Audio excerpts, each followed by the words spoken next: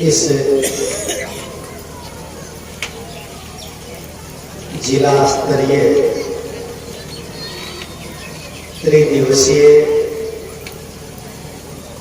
सदगुरु कबीर सदज्ञान महोत्सव में पंखा की व्यवस्था जरूरी होना चाहिए।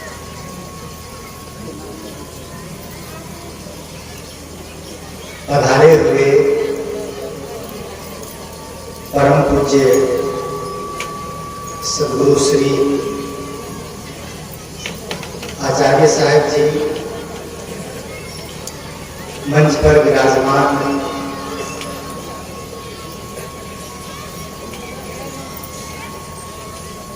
श्री कबीर मठ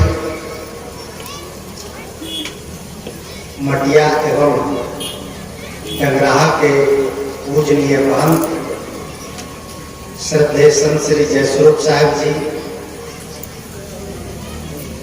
वैशाली से पधारे हुए अपने विचारों से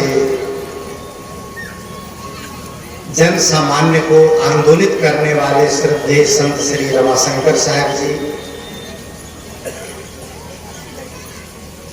श्री कबीर आश्रम मिर्जापुर से पधारे हुए हमारे श्रद्धेय संत श्री गुरमुख साहब जी, और इस मंच का कुशल संचालन कर रहे हमारे परम स्नेही संत श्री वीरेंद्र साहब जी, और इस आयोजन को इस रूप में लाने वाले हमारे इस आश्रम की व्यवस्थापक आदरणीय संत श्री अरुण साहब जी, और इस आयोजन समिति से जुड़े हुए जितने भी सदस्य हैं, वे सभी सदस्यगण, सभी ग्रामवासी, सभी क्षेत्रवासी, और इस आयोजन में पधारे हुए सभी धर्मानुरागी बंधुओं, माताओं, बहनों, युवा साथियों, कार्यकर्ताओं तथा प्यारे बच्चों,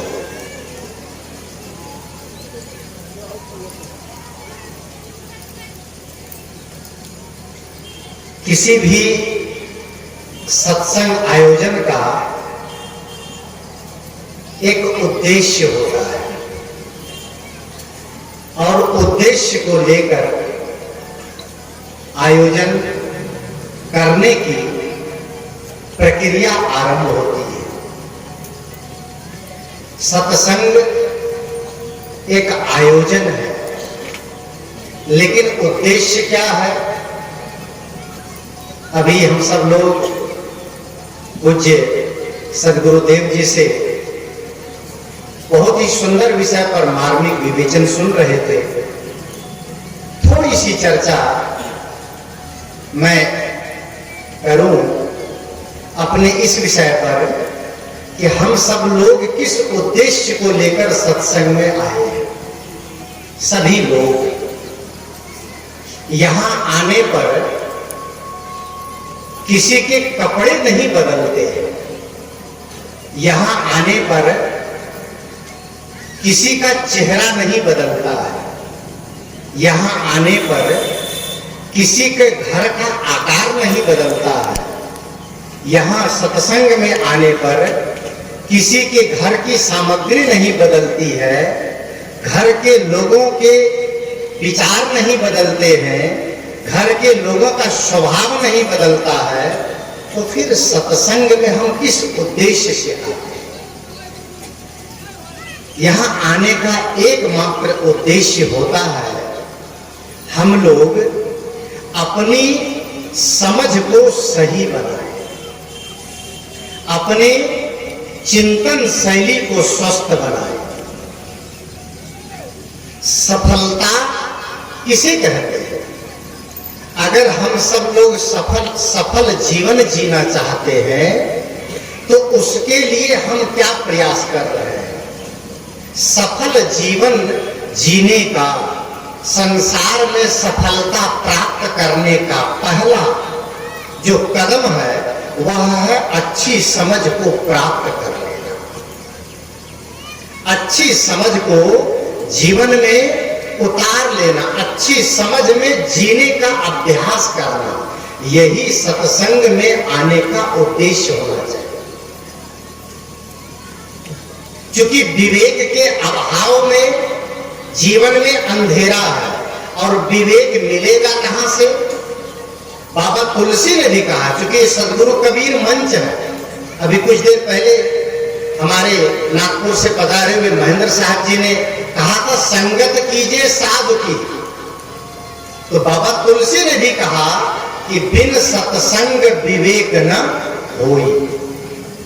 विवेक के बगैर जीवन में अंधेरा है, विवेक के बगैर जीवन में उटपटांग व्यवहार हो रहा है और उस उटपटांग व्यवहार को सही करने का पहला माध्यम है अच्छी समझ, और अच्छी समझ प्राप्त करने का साधन है सत्संग। सत्संग हमें अंदर से परिशुद्ध बनाता है। एक है बाहर की शुद्धता, एक है भीतर की शुद्धता। बाहर की शुद्धता, जैसे हमारा शरीर गंदा होता है तो हम साबुन से, पानी से, देखिए लगभग यहाँ बहुत 70% लोगों के हाथों में पंखा झेल रहे हैं, सब लोग हिला रहे हैं। क्यों?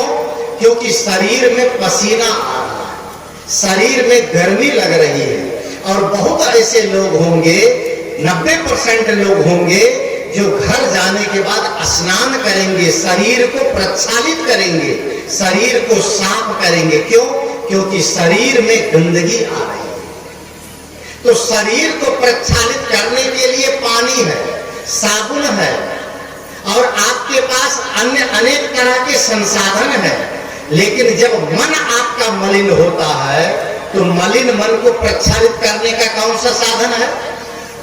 तब यही सत्संग है, ये विचार है, ये ज्ञान है, ये सत्संग की बातें हैं, सत्संग के शब्द हैं। सदगुरु कबीर साहब ने कहा, जब दर्शन को दिल चाहिए तो दर्पण माजत रहिए, और जब दर्पण लागी काई तो दरस कहां से पाए। उर्दू के बड़े प्रसिद्ध शायर हुए हैं अकबर इलाहाबादी, उन्होंने लिखा है कि आईना साफ होता है तो चेहरा साफ नजर आता है, और दिल अगर साफ होता है तो भगवान साफ नजर आता है। दिल की सफाई सबसे बड़ी जरूरत है हमारे जीवन में। शरीर को तो येन के प्रकार हम साफ बना लेते हैं, पर मन को कहां से साफ करेंगे? आप लोगों ने भजन भी सुना होगा, तूने आंगन नहीं बुहारा और कैसे आएंगे भगवान। भगवान पाने की इच्छा तो है, भगवान पाने की तमन्ना तो है, स्वर्ग पाने की तमन्ना है, सुखी होने की तमन्ना है, लेकिन मन को शुद्ध करने की तमन्ना नहीं। तो कहां से हम अंदर से सुखी हो पाएंगे? उसी का माध्यम है सत्संग। बाहर के चेहरे को देखने के लिए दर्पण की जरूरत होती है, और भीतर के चेहरे को देखने के लिए सत्संग की जरूरत होती है। ये सत्संग एक दुकान है जहां पर आपको अंदर से शुद्ध किया जाता है, अंदर से आपको पावन किया जाता है, अंदर से आपको पवित्र बनाया जाता है। जब जब आपके मन में विकार आते हैं तो सत्संग की बातों को सुनकर, सदग्रंथ की बातों को पढ़कर आप उन माध्यम से, उन साधनों से आप आंतरिक जीवन को पवित्र बना सकते हैं। ये सत्संग एक ब्यूटी पार्लर है, सत्संग एक ऐसा प्रसाधन है जहां पर आकर के आप अपने मन को सुंदर बना सकते हैं। बाहर के ब्यूटी पार्लर में केवल चेहरे को सुंदर बनाया जाता है, मन को सुंदर नहीं बनाया जाता है, चित्त को सुंदर नहीं बनाया जाता है, स्वभाव को सुंदर नहीं बनाया जाता है।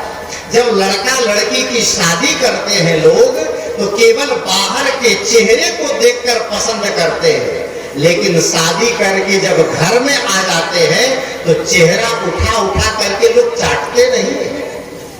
चेहरा कुछ ही देर अच्छा लगता है, लेकिन साथ में रहने पर फिर चरित्र को देखा जाता है, स्वभाव को देखा जाता है, मन को देखा जाता है, विचार व्यवहार और वाणी को देखा जाता है। और विचार व्यवहार वाणी और स्वभाव को सुंदर बनाने का काम इस सत्संग के माध्यम से होगा। इसकी कितनी बड़ी जरूरत है। जब आपके घर में टीवी खराब होती है तो आप मिस्त्री के पास जाते हैं। आपकी ट्रैक्टर खराब होती है तो गैरेज में लेके जाते हैं। आपकी गाड़ी खराब होती है तो गैरेज में लेके जाते हैं। आपका मकान खराब होता है तो मिस्त्री को बुला के ठीक करवाते हैं। आपका कुर्ता, आपका पैंट, आपका चप्पल, आपके जूते, आपकी टाई कुछ भी गड़बड़ होती है तो आप उसके जानकार के पास जाते हैं। आपकी वॉशिंग मशीन खराब होती है, आपका एयर कंडीशनर खराब होता है, आपकी मोटर खराब होती है तो आप उसके विशेषज्ञ के पास जाते हैं, ठीक करवाते हैं। लेकिन जब आपका मन खराब होता है तब आप किसके पास जाते हैं? जब आपका विचार खराब होता है तब आप किसके पास जाते हैं? जब आपका चित्त मलिन होता है तब आप किसके पास जाते हैं? ये सत्संग आपको अंदर से ब्यूटीफुल बनाता है। ये पार्लर है, ये सुंदर प्रसाधन की जगह है, सुंदर बनाने की जगह है, अंदर से आपको पावन कर देता है। मैं राजस्थान में अपने आश्रम में ही था। एक शादी समारोह में बुलाया गया, मैं वहां पर गया। आशीर्वाद समारोह का कार्यक्रम था और आशीर्वाद देने के पूर्व मैं भोजन करके बैठा था। एक बहन जी आई अपनी सहेली को लेकर और उस बहन जी से मिलाते हुए, परिचय कराते हुए उन्होंने कहा कि साहब जी, गुरु जी, ये मेरी फ्रेंड है और बहुत अच्छी ब्यूटिशियन है, ब्यूटी पार्लर चलाती है और शहर में बड़ा नाम है इनका, मैं आपसे परिचय करवाने लाई हूं। मैंने उनसे कहा कि बहुत बधाई देता हूं मैं आपको बहन जी, आप असुंदर लोगों को सुंदर बनाती हैं, बिगड़े हुए चेहरे को आप रूपवान बनाती हैं, जिसको लोग देखना नहीं पसंद करते हैं उसके चेहरे को आकृष्ट बनाती है। आप बहुत पुण्य का काम करती हैं, आपको मैं बहुत बहुत बधाई देता हूं। पता नहीं उस ब्यूटी पार्लर चलाने वाली बहन के मन में क्या आया, उन्होंने पट से मुझसे पूछ लिया, बाबा आप कौन काम करते हैं? उन्होंने पूछ लिया कि बाबा आप कौन काम करते हैं? तो मैंने उससे कहा कि मैं भी ब्यूटी पार्लर का ही काम करता हूं। उसको बड़ा आश्चर्य हुआ। उसने कहा ब्यूटी पार्लर तो हम लोग करते हैं बाबा, आप भी ब्यूटी पार्लर करते हैं? मैंने कहा जी, आपका और हमारा एक ही काम है। तो उन्होंने आश्चर्य के स्वर में पूछा, तो बाबा आपका दुकान कहाँ पर है? हमने कहा हमारी दुकान एक जगह नहीं है, हम जहां जाते हैं वही दुकान खोल लेते हैं। वो फिर पूछती है, आपके दुकान में लेडीज आती है कि जेंट्स आते हैं?